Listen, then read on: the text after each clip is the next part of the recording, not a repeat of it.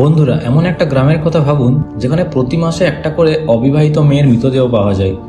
আর সেটা অন্য কোথাও নয়, খাস গ্রামের শ্মশানে। তাও আবার অদ্ভুত অবস্থায়। কে বা কারা এই কাজ করছে তা পুলিশও বুঝতে পারছে না। তো আজকের গল্পটি এমন একটি অন্ধকার সত্যি নিয়ে যা শুনলে আপনার রক্ত জল হয়ে যাবে।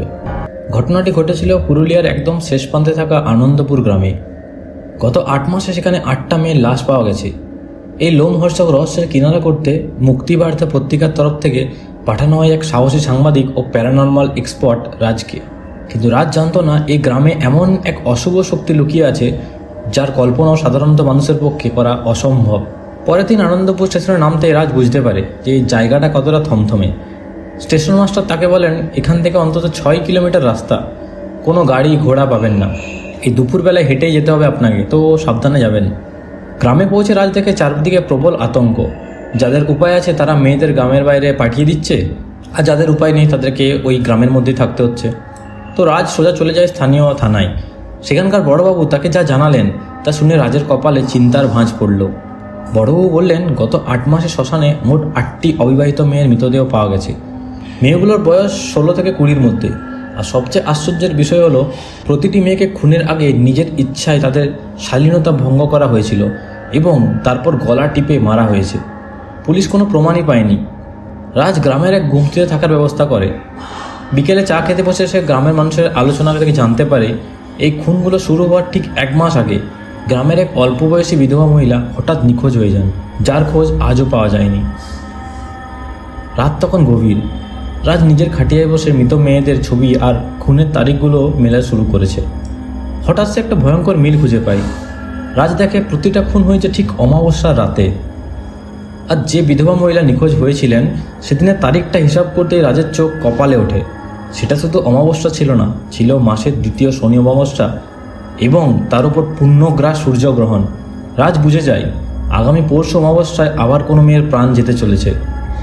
রাজ এও বুঝতে পারে যে এটা কোনো সাধারণ খুন নয়। ওই বিধবা মহিলাকে বলি দিয়ে কোনো তান্ত্রিক এক ভয়ঙ্কর কাম পিশাচিনী তৈরি করেছে। এই পিশাচিনী মেয়েদের বশীভূত করে গভীর রাতে শ্মশানে টেনে নিয়ে আসে। পরের দিন রাজ গ্রামের সেলুনে দাড়ি কাটতে যায় এবং সারাদিন ধরে গোপনে তার বিশেষ পূজার উপকরণ সংগ্রহ করে। রাতে সে তার গুমতিতে ফিরে উপবাস থেকে এক বিশেষ তন্ত্র সাধনায় বসে। সে তার চারপাশে ক্ষেত্রবন্ধন করে এবং কামদেবীর বীজমন্ত্র জপ করতে শুরু করে। ক্লিং কাংদেবায় বিদ্যয়ে পুষ্পবানায় ধীময়ী তনৌনগ্ন প্রচোদয়াৎ। রাজের এই কঠোর ধ্যানের পর সেখানে জাদুকরীর একটি ফুলের তৈরি ধনুক আর শ্বেতপদ্মের তৈরি তীর প্রকট হয়। রাজ বুঝতে পারে এবার তার আসল লড়াই শুরু। অমাবস্যার রাত, চারিদিক নিস্তব্ধ। ঝিঝি পোকার ডাক ছাড়া আর কোনো শব্দ নেই। রাজ শ্মশানে একটা ঝোপের আড়ালে লুকিয়ে অপেক্ষা করছে। হঠাৎ একটু পরে সে দেখে একটা অল্প বয়সী মেয়ে সম্পূর্ণ ঘোরের মধ্যে একা একা শ্মশানের দিকে হেঁটে আসছে। আর তার চোখ দুটো পাথরের মতন স্থির।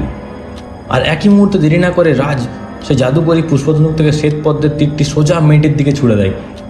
তীরটা গায়ে লাগতেই মেয়েটি একটি বিকট চিৎকার করে অজ্ঞান হয়ে সেখানেই পড়ে যায়। আর ঠিক সেই মুহূর্তে মেয়েটির শরীর থেকে এক ভয়ঙ্কর কালো ছায়া বেরিয়ে এসে সোজা রাজের দিকে তেড়ে আসে। কিন্তু যেহেতু রাজের শরীর বন্ধন করা ছিল তাই সেই পিশাচিনী তাকে ছুঁতেও পারে না।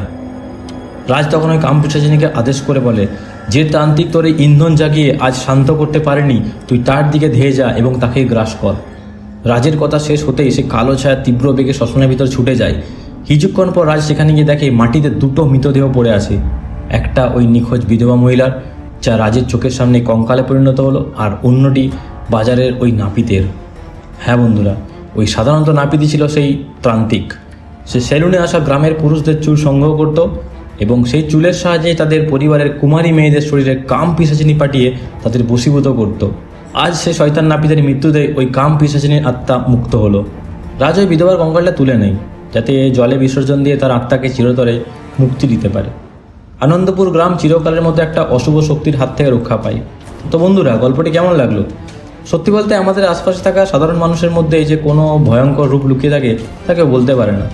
আর ভিডিওটি ভালো লাগলে অবশ্যই একটা লাইক করুন, আপনার মতামত কমেন্টে জানান এবং আরও এরকম রোমহর্ষক গল্প শুনতে চ্যানেলটি সাবস্ক্রাইব করুন।